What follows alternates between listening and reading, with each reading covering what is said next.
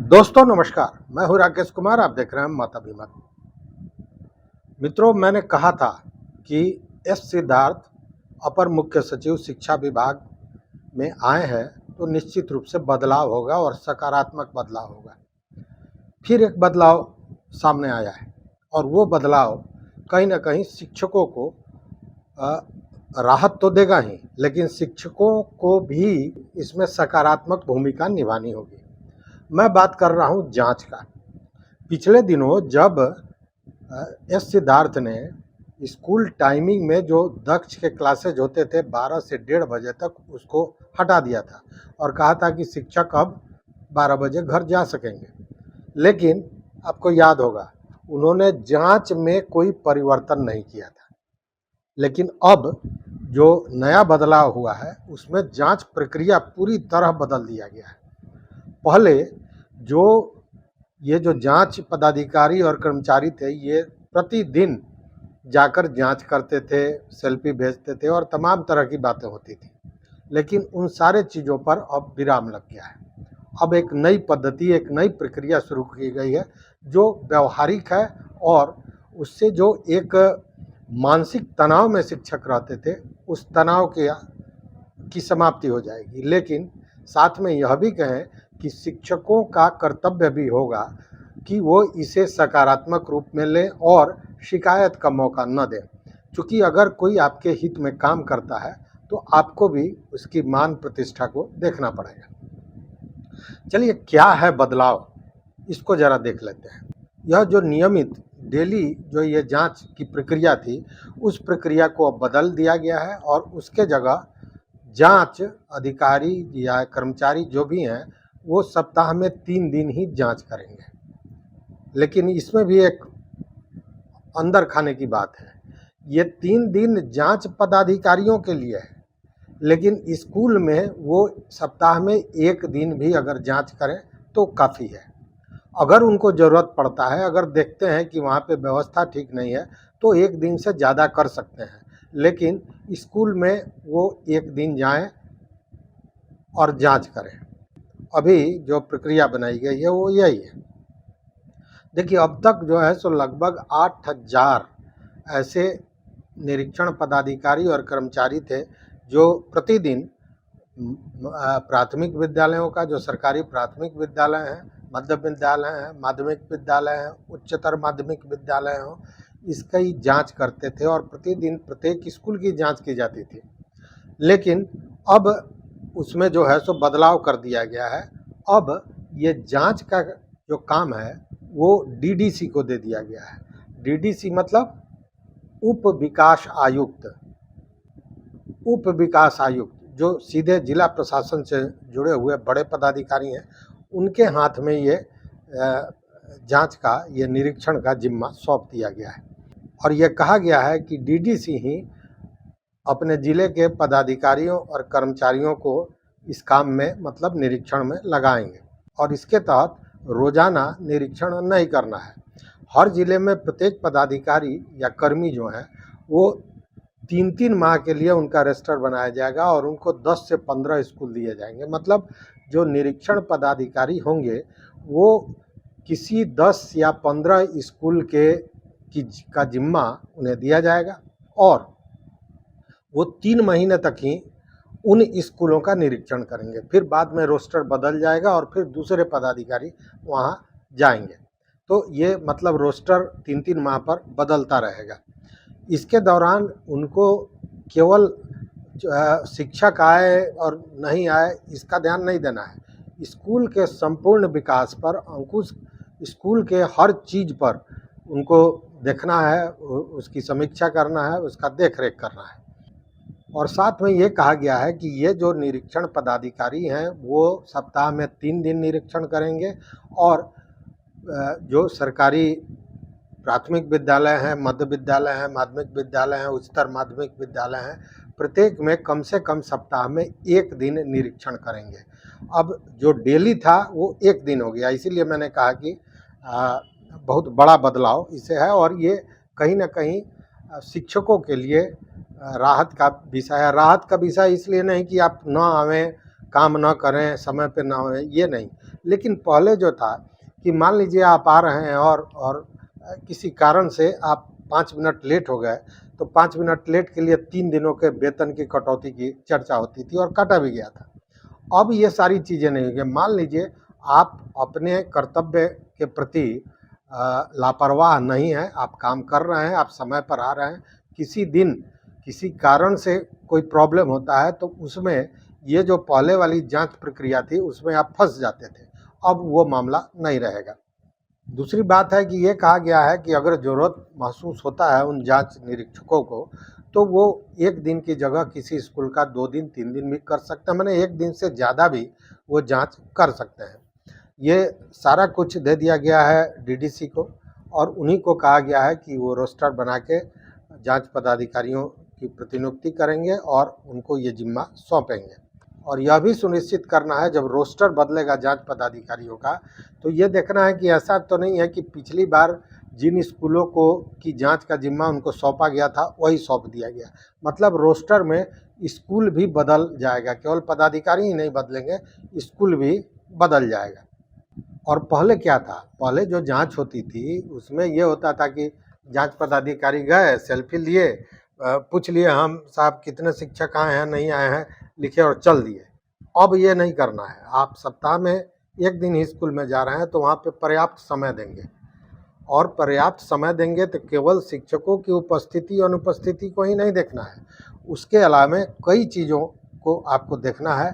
साथ में यह भी देखना है कि स्कूल में क्या परेशानियां हैं, क्या शिकायत है बच्चों का, क्या शिकायत है गार्जियन का, क्या शिकायत है शिक्षकों को, और उन सारे शिकायतों का निराकरण कैसे होगा इसको भी उनको देखना है।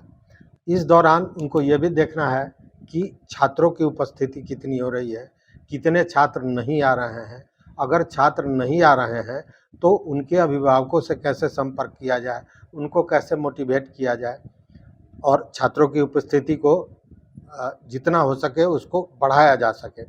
शिक्षक वर्ग ले रहे हैं तो वर्ग में किस तरह पढ़ा रहे हैं, नहीं पढ़ा रहे हैं, गृह संबंधित जो कार्य हैं उसकी कॉपियाँ देखी जा रही हैं कि नहीं, उसका सही मूल्यांकन हो रहा है कि नहीं। क्योंकि अब परीक्षाएं भी कई तरह की होंगी हैं, साप्ताहिक है, मासिक है, त्रैमासिक है, अर्धवार्षिक है, फिर वार्षिक है।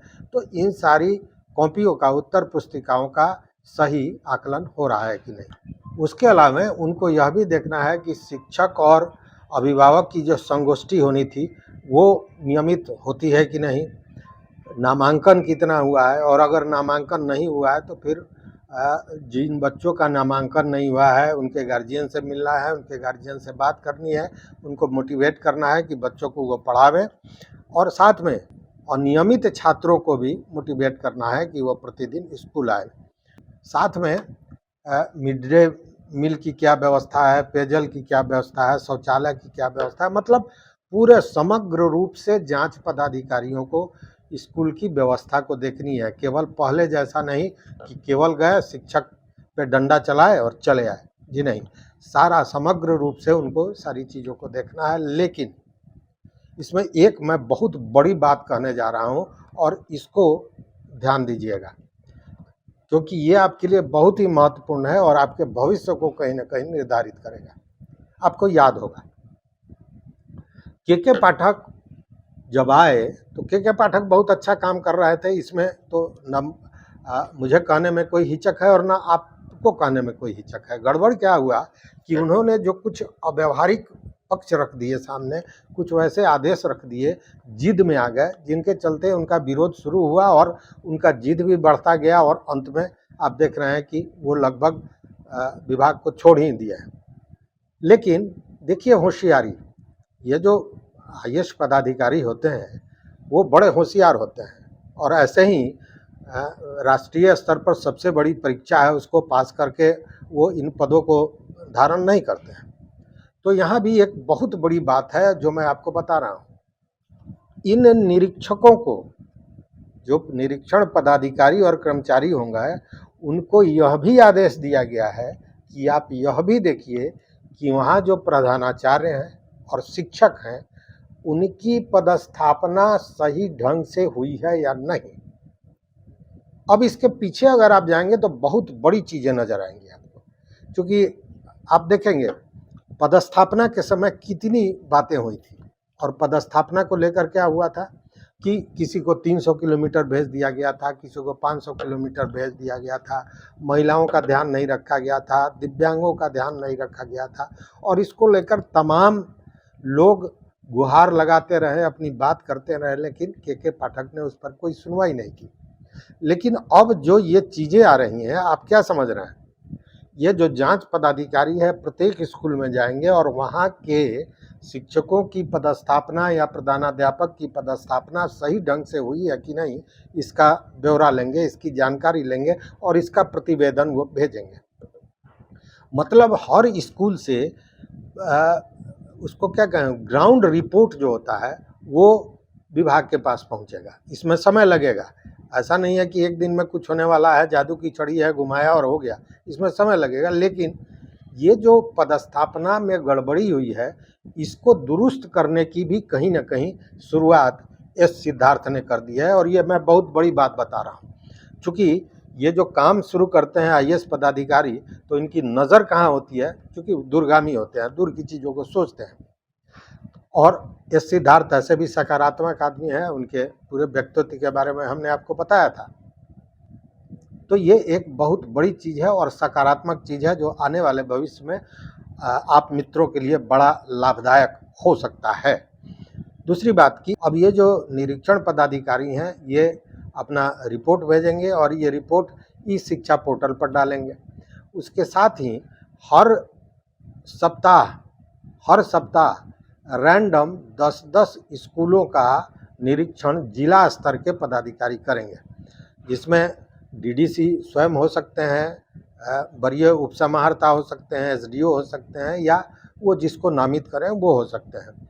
और ये प्रतिवेदन जो है ये मुख्यालय को भेजा जाएगा, मतलब पटना को भेजा जाएगा, शिक्षा भवन को भेजा जाएगा, और प्रत्येक सप्ताह इसकी समीक्षा होगी और इनमें जो गड़बड़ियां हैं उनको सुधारा भी जाएगा। उसके अलावा राज्य मुख्यालय के स्तर पर 3 माह के लिए एक नोडल पदाधिकारी बनाया जाएगा, मतलब वहाँ भी रोस्टर होगा। ऐसा नहीं है कि एक नोडल पदाधिकारी बन गया तो परमानेंट हो गया और फिर अपनी दबंगई शुरू कर दिया, ऐसा कुछ नहीं है।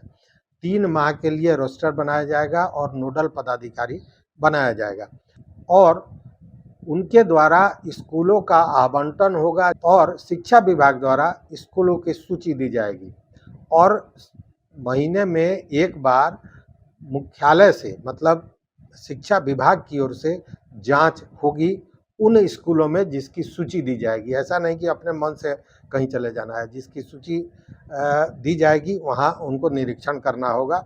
और एक प्रखंड में ये रेंडमाइज होगा, एक प्रखंड में 5 स्कूलों की जांच की जाएगी, उसका प्रतिवेदन भेजा जाएगा, और राज्य स्तर पर जो अनुश्रवण समिति होगी वो इन जिलों से आए सारी रिपोर्टों का मिलान करेगी कि जो जिले से रिपोर्ट आए हैं उसमें और जो मुख्यालय द्वारा किया गया है उसमें अंतर तो नहीं है, और अगर अंतर आता है और उसमें जांच पदाधिकारी की गड़बड़ी पाई जाती है तो उन पर भी कार्रवाई होगी। और जो अनुशासन के विपरीत काम कर रहे हैं, अपने ड्यूटी के विपरीत काम कर रहे हैं, चाहे शिक्षक हो या प्रधानाध्यापक हो, जो भी है, उनके खिलाफ भी कार्रवाई होगी।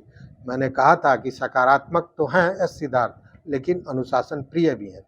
तो इस हिसाब से स्पष्ट लगता है कि एक बड़ी राहत है, लेकिन जितनी बड़ी राहत है उतना ही शिक्षकों का कर्तव्य भी बढ़ गया है कि वो अपने तरफ से कोई ढिलाई न करें। हालांकि इसको लेकर कई लोग ये कह रहे हैं कि वो जो डेली निरीक्षण हो रहा था उसके चलते शिक्षक आ रहे थे और अब फिर शिक्षक भागना शुरू कर देंगे, अब स्कूल नहीं आएंगे, इस तरह की शंकाएं भी जताई जा रही हैं। तो ये इसलिए जताई जा रही है कि पहले से इस तरह का एक माइंड फ्रेम बना हुआ है कि शिक्षक स्कूल नहीं आते हैं, लेकिन जो रेगुलर शिक्षक हैं, जो ईमानदार शिक्षक हैं, वो स्कूल आते हैं, अमूमन आते हैं। कुछ लोग हैं जो इस तरह का काम करते हैं, तो उन लोगों पर भी कहीं ना कहीं अंकुश लगे, उनको स्वयं ये इन बातों को सोचना होगा, क्योंकि एक आदमी करता है और भोगता है सारे लोग, जो हुआ था के पाठक के समय में। तो ये एक बड़ी राहत दी गई है एस सिद्धार्थ की तरफ से। और सबसे बड़ी बात जो मैं भीतर की बात आपको बताया कि पदस्थापना सही हुआ कि नहीं, इसका पूरा वो रिपोर्ट मंगा रहे हैं और इसके बाद निश्चित रूप से पदस्थापना को लेकर जो परेशानियां थीं वो भी धीरे धीरे दूर हो जाएगा। तो इस वीडियो में बस इतना ही। देखते रहिए मत अभिमत। चैनल पर नए हो तो निश्चित रूप से सब्सक्राइब कीजिए, लाइक कीजिए, दोस्तों के साथ शेयर कीजिए।